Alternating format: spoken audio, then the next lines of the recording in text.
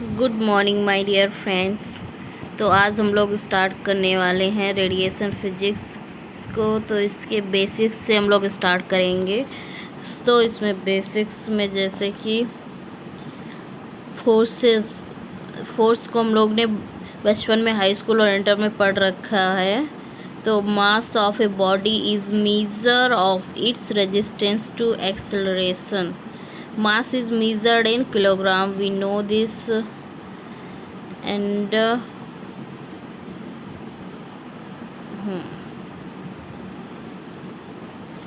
velocity is the speed of a body moving in given direction. Velocity is measured in meters per second. ये हम लोग को पता है पहले से. Acceleration is the rate of change of velocity. Acceleration is measured in meter per second square. A force causes a body to deviate from a state of rest or constant velocity, push or pull. Force क्या है? जब हम लोग एक स्थिति से दूसरी स्थिति में जाते हैं या कांस्टेंट वेलोसिटी होती है, चाहे तो पुश हो या पुल हो, तो उसको फोर्स कहते हैं. Force is equal to mass into acceleration m into a, and this is measured into newton. So force का मात्रक क्या है? मेजरमेंट किस में करते हैं हम लोग? न्यूटन में करते हैं. तो the four physical forces in universe are gravitational, electrostatic, strong and weak forces. जो कि four forces in the universe हैं वो कौन से हैं? Gravitational force, electrostatic force, strong force and weak force. Relative strengths इनकी होती हैं जो कि अभी नीचे हम लोग पढ़ेंगे टेबल में. Gravity pulls objects to the earth and is important to cosmology. Gravity के बारे में हम लोग जानते हैं. ग्रेविटी की वजह से ही हम लोग अर्थ में रहते हैं. The electrostatic force causes protons electrons to attract each other. Electrostatic force जो होता है वो एटम के अंदर न्यूक्लियस होता है, न्यूक्लियस के आसपास ऑर्बिटल्स होते हैं. तो इसमें जो इलेक्ट्रॉन्स और प्रोटॉन्स को बाइंड करके रखता है, ये फोर्स इलेक्ट्रोस्टैटिक फोर्स कहलाता है. And electrostatic force holds atoms together. Atoms को साथ में रखने में भी इलेक्ट्रोस्टैटिक फोर्स का मेन रोल होता है. And strong forces hold nucleus together. जो स्ट्रॉन्ग फोर्सेस होते हैं वो न्यूक्लियस को साथ में रखते हैं. And weak forces are involve in beta decay. जो वीक फोर्सेस होते हैं वो बीटा डीके में रोल प्ले करते हैं. तो अभी हम लोग एनर्जी के बारे में जानने वाले हैं. तो एनर्जी क्या है? जो ऊर्जा होती है, ऊर्जा के बारे में हम लोग ने 9 से पढ़ रखा है, इवन 6 क्लास से पढ़ रखा है. तो energy is the ability to do work. Energy के बिना हम लोग कुछ कर नहीं सकते. ये उंगली भी अगर आपकी हिल रही है, आप आँखों से देख रहे हैं ये वीडियो, तो ये भी एनर्जी की वजह से देख पा रहे हैं. तो एनर्जी का मेज़रमेंट किससे करते हैं? जूल से करते हैं. And energy takes on various forms including electrical, nuclear, chemical and thermal. Energy के अलग अलग फॉर्म्स होते हैं. इलेक्ट्रिकल फॉर्म होता है, न्यूक्लियर फॉर्म होता है, केमिकल फॉर्म होता है एंड थर्मल फॉर्म होता है. One common form of energy is kinetic energy. Kinetic energy के बारे में आप लोग ने सुन रखा होगा पहले से ही. ये very important and very basic form होता है. इस पे बहुत सारे क्वेश्चंस भी फिजिक्स में आते रहते हैं. So a bullet with mass m and velocity v has kinetic energy of half mv square. So kinetic energy बराबर half mv square. Okay. So another form of energy is potential energy, which is the energy of position. A raised ball has potential energy. अभी हम हाथ से एक ball को उठा के ऐसे फेंक रहे हैं, तो इसमें पोटेंशियल एनर्जी लग रही है। Energy can not be created and can not be destroyed. ये एक फैक्ट है कि एनर्जी को ना तो बनाया जा सकता है, ना तो नष्ट किया जा सकता है। इसको हम लोग अलग अलग फॉर्म्स में चेंज करते रहते हैं। एनर्जी का जो मेन सोर्स होता है वो सनलाइट होती है। सन से हम लोग के पास प्लांट्स में एनर्जी आती है, फिर प्लांट्स से जो हर्बीवोरस हैं वो लोग लेते हैं, हर्बीवोरस से फिर वो डिवाइड होते होते पहुँचती और एटलीस्ट वो फिर से एनवायरनमेंट में मिल जाती है। So energy can not be created and destroyed. When a ball is released at a height and potential energy is converted into kinetic energy as the ball's velocity increases. जब एक गेंद को हमें एक ऊंचाई से पोटेंशियल एनर्जी में convert करके काइनेटिक एनर्जी में भेजते हैं तो बॉल की वेलोसिटी बढ़ जाती है। आइंस्टीन ने दिखाया था कि मास और एनर्जी आर इंटरचेंजेबल। वजन और energy, weight and mass and energy आपस में एक दूसरे में चेंज किए जा सकते हैं। आइंस्टीन ने फार्मूला दिया था E बराबर mc²। So where E is the energy, m is the mass and c is the velocity of light. Okay, so rest mass energy is the energy equivalence of a particle. In a diagnostic radiology, the electron volt is a convenient unit of energy. एक diagnostic radiology में electron volt generally हम लोग use करते हैं ऐसे energy की unit के तौर पे। सो एक इलेक्ट्रॉन वोल्ट क्या होता है, 1.6 इंटू 10⁻⁻19 जूल। हम लोग को अभी बेसिक्स पढ़ रहे हैं, जब तक हमें ये नहीं पता होगा तब तक हम लोग बेसिक फिजिक्स को अच्छे से नहीं समझ सकते। तो आप लोग पेशेंसफुली सुनिए एंड रिवाइज कीजिए, दैट्स वेरी इम्पॉर्टेंट। एंड बताइए एक इलेक्ट्रॉन वोल्ट में कितनी एनर्जी होती है, तो 1 electron volt is equal to 1.6 into 10⁻⁻19 joule. And 1 electron volt is kinetic energy gained by an electron when it is accelerated. An electric potential of 1 volt as in the depicted in the picture down. Okay, an electron gains 1000 electron volt या 1 kilo electron volt when accelerated across an electric potential of 1000 volt. An electron gains 1 mega electron volt or 1000 kilo electron volt when accelerated across an electric potential of 1, this is called, can be said 10 lakh volt, 10 lakh. So 1 mega electron volt is equal to 10 के power 3 kilo electron volt और 10 के power 6 electron volt. So now let's see what is electricity. Without electricity cathode से electrons नहीं produce होंगे and X-rays produce नहीं होंगे। So we have to know the electricity. Electrons are negatively charged, ये सभी को पता है। इलेक्ट्रॉन्स नेगेटिवली चार्ज होते हैं एंड प्रोटॉन्स पॉजिटिवली चार्ज होते हैं। तो electric charge of an electron और proton is 1.6 into 10⁻⁻19 coulomb.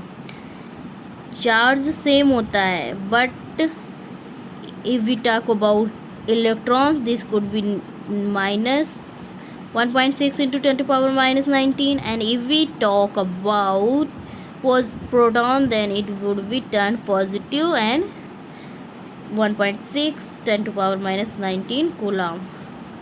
So let's move ahead. These are the relative strength of physical forces and gravitational force का relative strength 1 होता है 1 and this binds earth to the sun and weak force जो होता है उसका 10⁻24 होता है। And इस this is involve in beta decay and electrostatic force. You guys already know this, its relative strength is 10⁻35 and this binds electrons and protons in atoms. and stroke nuclear force जो होता है इसकी relative strength 10⁻38 होती है and binds proton and neutrons in the nucleus. ये काफ़ी important है। जो इस चलो रिवाइज कर लेते हैं। स्ट्रॉन्ग न्यूक्लियर फोर्स जो होता है वो किसको बाइंड करता है? प्रोटॉन एंड न्यूट्रॉन्स को न्यूक्लियस में। हम लोग को पता है जैसे कि एक ये न्यूक्लियस है, इसमें प्रोटॉन और न्यूट्रॉन्स पाए जाते हैं। तो इसको मेंटेन करने के लिए, इसको बनाए रखने के लिए कौन सा फोर्स लगता है? Strong nuclear force. Electrostatic force क्या होता है? एक जगह ये कई सारे एटम्स हैं। अब इन एटम्स को बाइंड करके रखने के लिए, जैसे एक कुछ चीज़ है उसमें एटम्स पाए जाते हैं, उस एटम्स को बाइंड करके रखने के लिए कौन सा फोर्स लगता है? तो वो है इलेक्ट्रोस्टैटिक फोर्स, जो कि एटम्स में लगता है इलेक्ट्रॉन और प्रोटॉन को बना के रखने के लिए। जैसे कि nucleus plus positively charge, then outer orbitals हो गए एंड यहाँ पे इलेक्ट्रॉन्स ऑर्बिटल्स में रिवॉल्व करते हैं।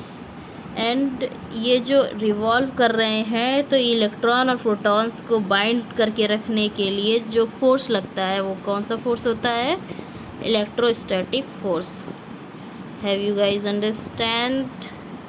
ओके। एंड जो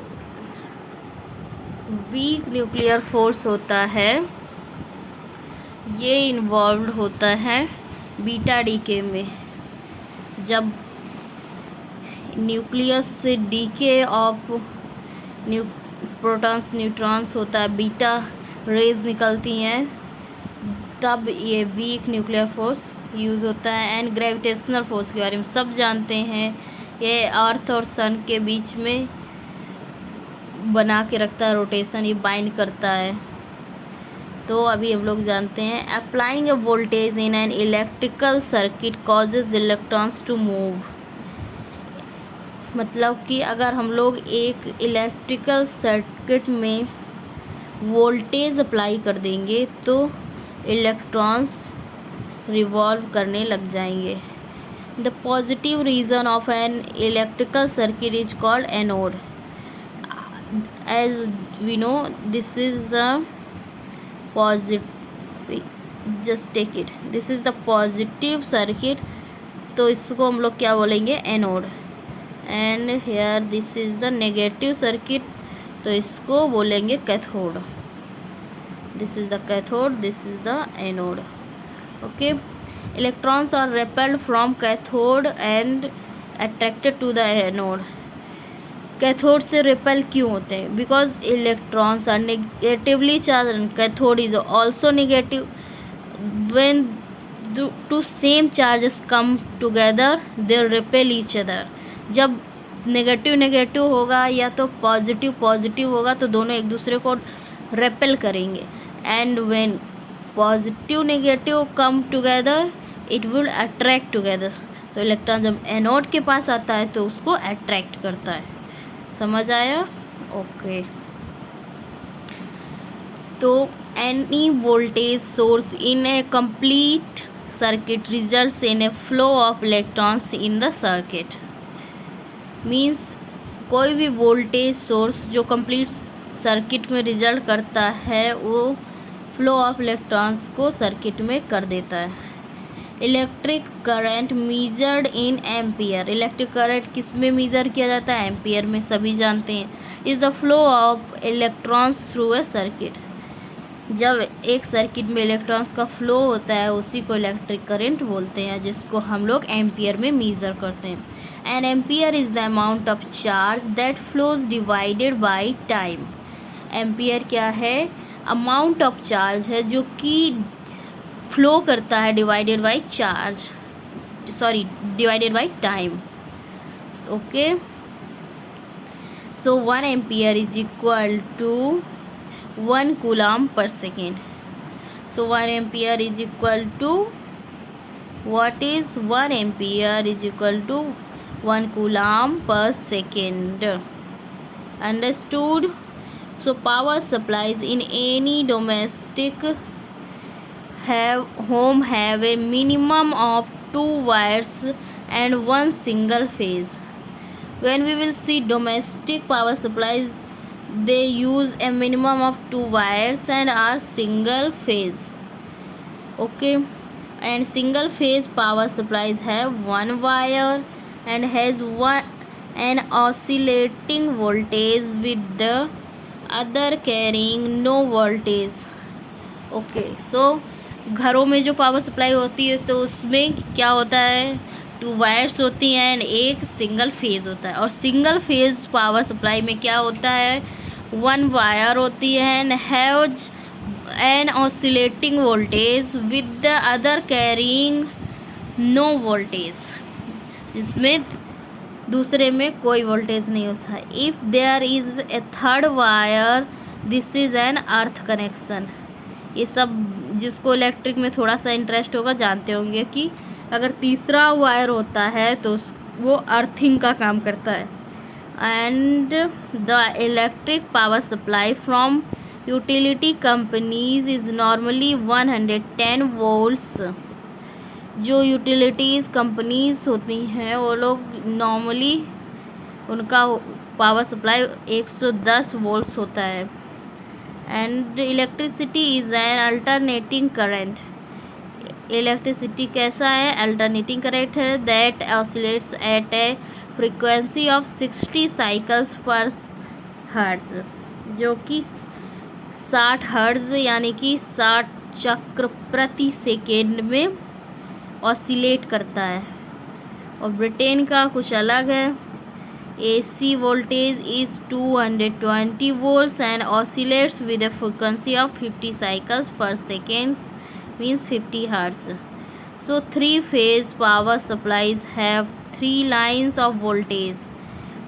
3-phase power supply काफ़ी इम्पोर्टेंट है ये समझने के लिए, और काफ़ी कुछ बच्चों को मैंने देखा है उन लोग को टफ लगता है, तो इसको अभी ध्यान से समझ लो. 3-phase पावर सप्लाईज है 3 लाइन्स ऑफ वोल्टेज होती हैं. Each 20 degrees out of phase with the other. सभी 20 डिग्री पे होती हैं और आउट ऑफ फेज एक दूसरे की वो होती हैं. तो 3-phase power supplies provide much more power than single phase. जो 3-phase पावर सप्लाई होती है ये ज़्यादा पावर देती है दैन सिंगल फेज़. होम में जो घरेलू में यूज होता है वो होता है सिंगल फेज़, बट जो कंपनीज़ यूज़ करती हैं हायर इलेक्ट्रिसिटी जिनको चाहिए वो लोग 3-phase पावर सप्लाईज यूज़ करते हैं. Okay, so let's see power. What is power? हम लोग इतना पावर बोल रहे हैं. So what is power? Power is the rate of performing work. Power क्या है? शक्ति क्या है? किसी काम को करने की दर को पावर बोलते हैं. Power is the energy used divided by time measured in watts. Power की अगर कोई डेफिनेशन पूछे तो क्या बोलेंगे? Power is the energy used divided by time. इसको किस चीज़ से मेजर करते हैं? वॉट से. सो एक वॉट बराबर क्या होता है? 1 जूल पर second. 1 watt is equal to 1 joule per second. So 1 horsepower is equal to 750 watt. 1 horsepower is equal to 750 watt. What you guys understood? In electric circuits, the power dissipated in the product of electric current. Electric circuit में power को एक product के तौर पे लेते हैं electric current और volt के. So power is equal to electric current means I into V. So VI P बराबर VI. So watt is equal to ampere into volt. If the voltage is 1 lakh volt या 100 kilo volt, then the current is 1 ampere or 1000 milliampere. The power dissipated is 1 lakh watt or 100 kilowatt. A typical household in North America uses a few kilowatt of electrical power.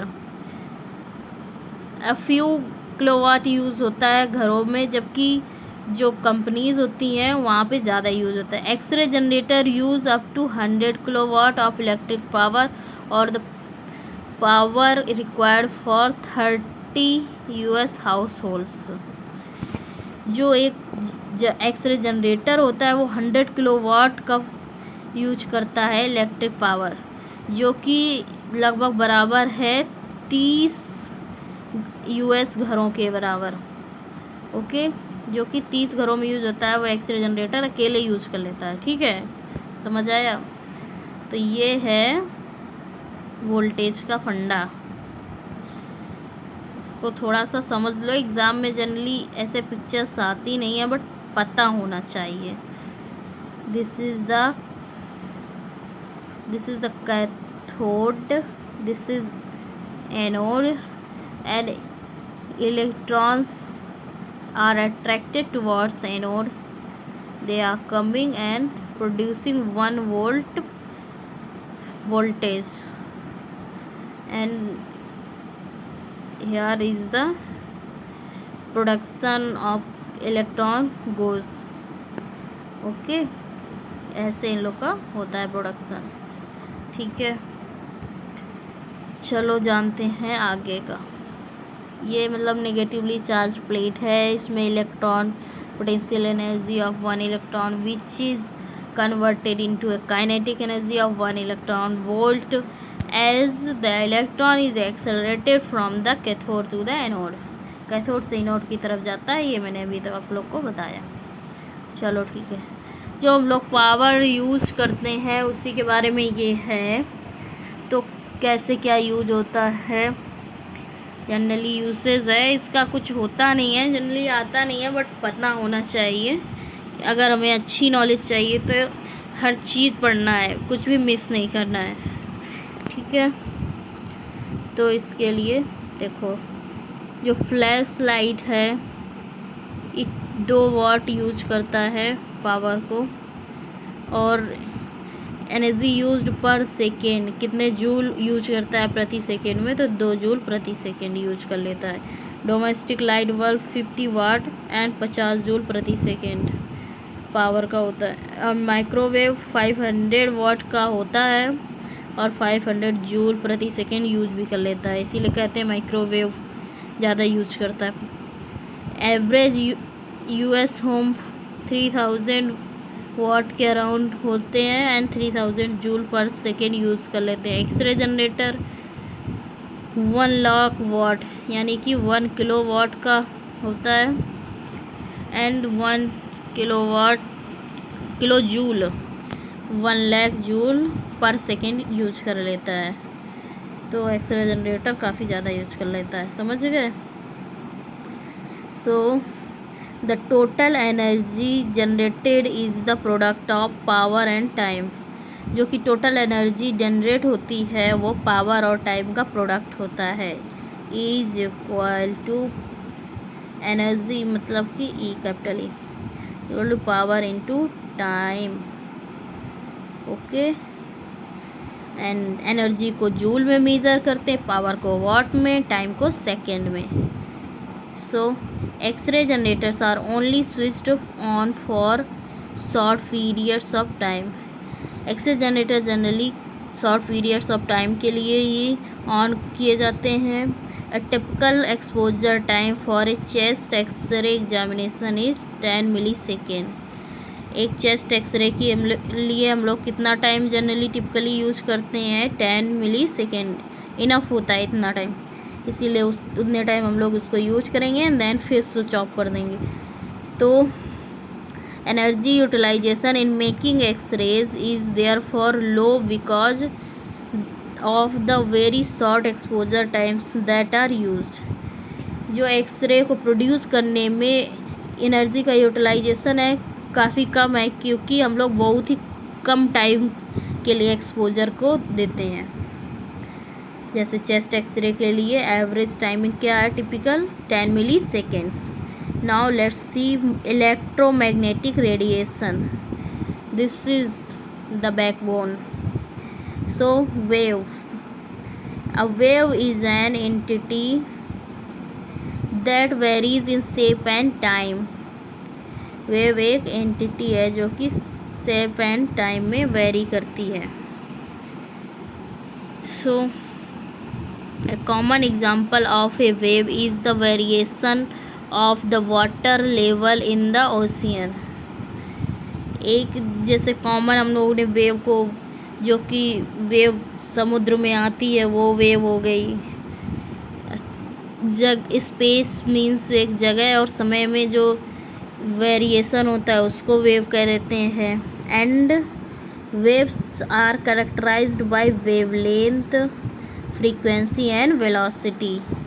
जो हमें पढ़ना है वो है ये कि waves are characterised by wavelength, ओहो this is not, this is waves are characterised bye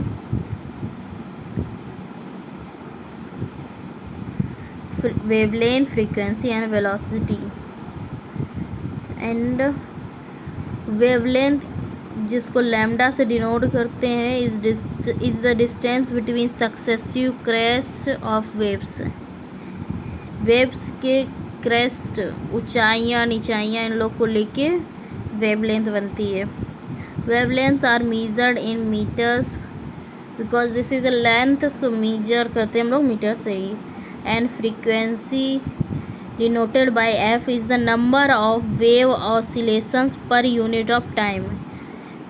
एक मिनट में कितने ऑसिलेशंस हुए उसको हम लोग फ्रीक्वेंसी बोलते हैं। Frequencies are measured in cycle per second where 1 cycle per second is equal to 1 hertz. एक साइकिल मतलब एक चक्र प्रति सेकेंड, जितने सेकेंड में एक सेकेंड में पूरा होता है तो उसको बोलते हैं hertz.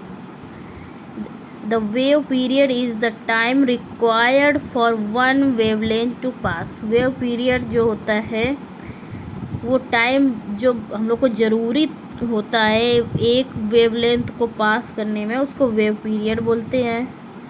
So wave period is 1/f।